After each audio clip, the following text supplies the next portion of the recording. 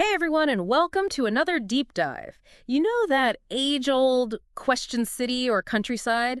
Which one is really for me? It's a question a lot of us ask at some point, right? Totally, and you know we love to dig into these dilemmas. Exact. So we asked you to send us your most thought-provoking articles on this topic. And you did not disappoint. Not at all. We've got a really great mix here. Practical advice, personal stories. Even some pieces that explore how this whole debate reflects a bigger cultural shift, which I found fascinating. Absolutely. So get ready to unpack it all because we're not just listing out the pros and cons here, we're going deeper. Like, what are the unexpected angles? What do we need to be really aware of to make the best choice for ourselves? Right, because it's easy to get swayed by those picture-perfect images, Mhm. the rolling hills, the charming cottages. Or, on the flip side, that bustling city scene full of opportunity. But these articles didn't shy away from the hidden costs either. Definitely not. And that's one of the things that struck me, how many of these pieces went beyond those glossy brochures. Like, one even pointed out that 32% of people considered moving to the countryside after the pandemic, not before. Wow. 32%. So almost a third of people rethinking their surroundings. That is significant. It is. It really highlights how our priorities can shift in unexpected ways. It makes you wonder what's driving that shift, right? Is it just about wanting more space? Or is it something deeper? But like you said, it's not all rolling hills and charming cottages out in the country. These articles didn't shy away from the hidden costs either. Exactly. And I'm not even just talking about finances, although that definitely came up. Oh, for sure. Like, sure, housing might seem cheaper outside the city, You'd think. but have you factored in transportation? Owning a reliable car It's essential. becomes less of a luxury and more of a necessity, right? Several articles hammered that point home. Yeah, it's like you trade off that convenience of city living. Some ways, walkable neighborhood. Exactly, for potentially higher costs in other areas. But then again, those city conveniences come at a premium too. So it really makes you evaluate what matters most. And even beyond the financial side of things, it's that time factor. One article really highlighted that the often overlooked cost of time.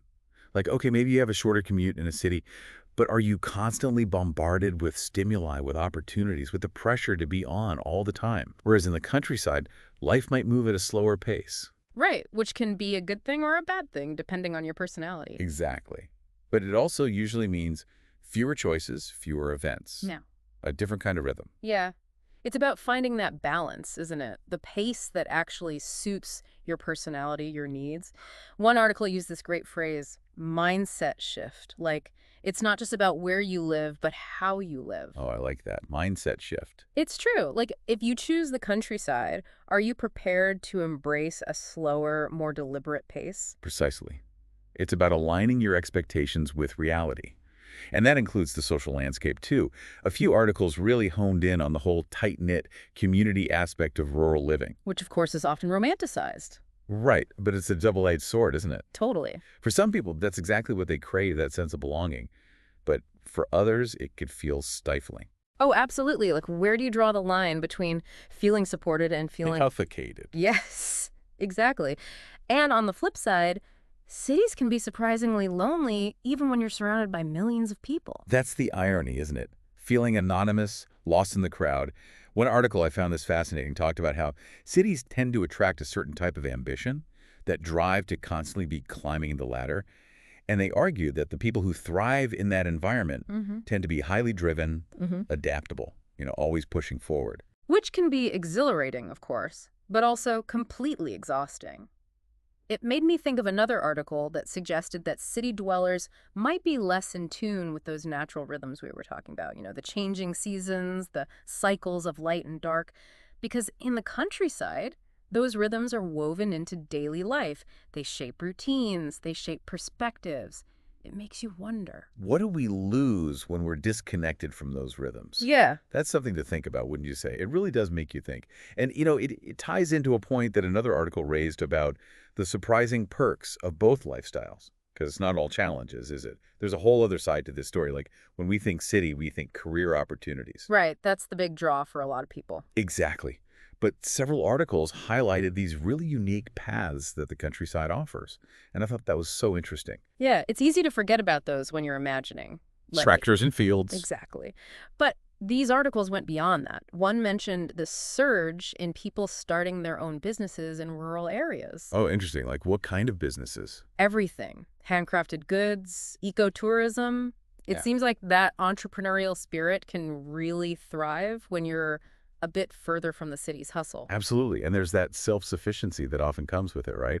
I'm remembering that article that talked about how people in the countryside are more likely to know how to fix things themselves, to grow their own food. Oh, yeah, I remember that. It's not just a charming quirk either. It's like a totally different relationship with your surroundings, with consumption in general, 100%.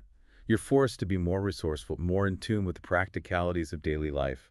which can be really empowering, I imagine. Oh, for sure. But cities have their own kind of resourcefulness too, don't they? I mean, think about it. It's a different kind of resourcefulness. Exactly. Like the sheer concentration of people, businesses, cultural institutions, it creates this incredible environment for growth and connection. One article specifically mentioned how city dwellers tend to have these incredibly diverse social circles just by virtue of encountering so many different walks of life on a daily basis. Right. And we can't forget about the cultural scene. The museums, the theaters, the concert cities just pulse with this creative energy. One writer even said that just walking through a city can spark these unexpected connections, new ideas. There's a certain serendipity to city life, wouldn't you say? Like that chance encounter that leads to a new friendship, a collaboration. Or a whole new direction. Exactly. And that ties into what one article called the city's unscripted learning. I love that phrase. Unscripted learning. So good. It is. It's like you're constantly picking up new things, absorbing different perspectives just by being immersed in that environment. Which can be exhilarating, but also completely overwhelming, let's be honest. Sensory overload is real. It is, which is why I think those practical tips that some of the articles offered were so helpful. Like for city dwellers, it's all about finding those pockets of peace. Those little oases. Yes, the parks, the quiet cafes, places where you can decompress, reconnect with yourself. Remember that article that recommended creating a sense of ritual in your daily city life? Yes, like having those non-negotiables that help you feel grounded amidst the chaos. It seems like self-awareness is key no matter where you live. 100%. Knowing your limits, what you need to thrive. And being honest about what you're willing to compromise on. Because let's be real, neither lifestyle is perfect, right? Exactly. And one article, I thought this was so clever, pointed out that the very things that people claim to want to escape when they move to the countryside, the noise, the crowds, the pressure, Well, it finds a way, huh? it can if you're not mindful. It's about choosing your challenges, I suppose. Choosing your challenges, I like that. Because both environments definitely have them, just in different forms. Like we talk about car dependency in the countryside, but cities have their own hurdles. Finding affordable housing, dealing with noise pollution, even just the sheer competition for resources. Oh, for sure. It can be a lot to navigate. Definitely. So it seems like it boils down to understanding which set of challenges resonates more with your personality, your values. And what you're hoping to get out of it all. Because ultimately, this isn't about declaring a winner in this whole city versus country debate. It's about finding the best fit. Exactly.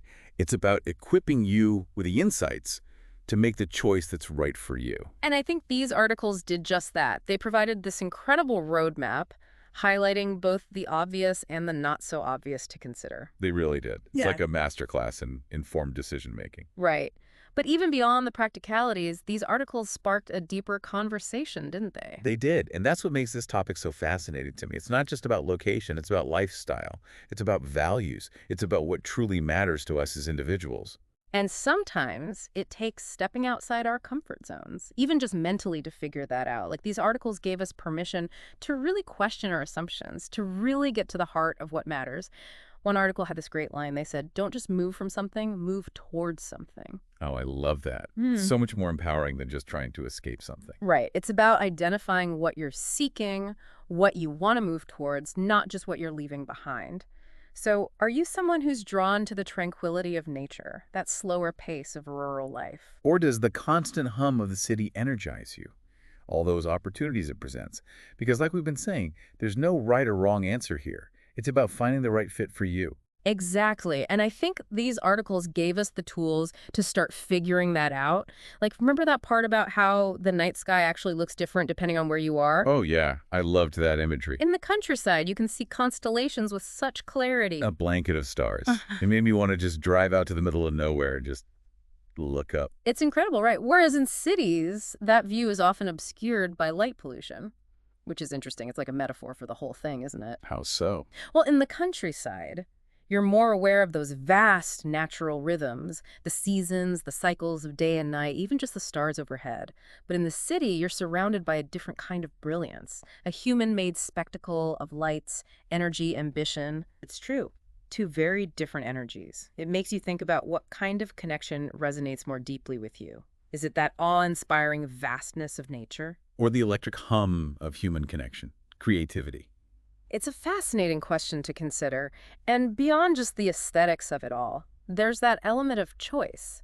Like in a city, you're constantly choosing your own adventure every single day. Mm. What to experience, who to connect with. It's very self-directed in a lot of ways. Whereas in the countryside, you're often choosing to embrace a different kind of life. Right.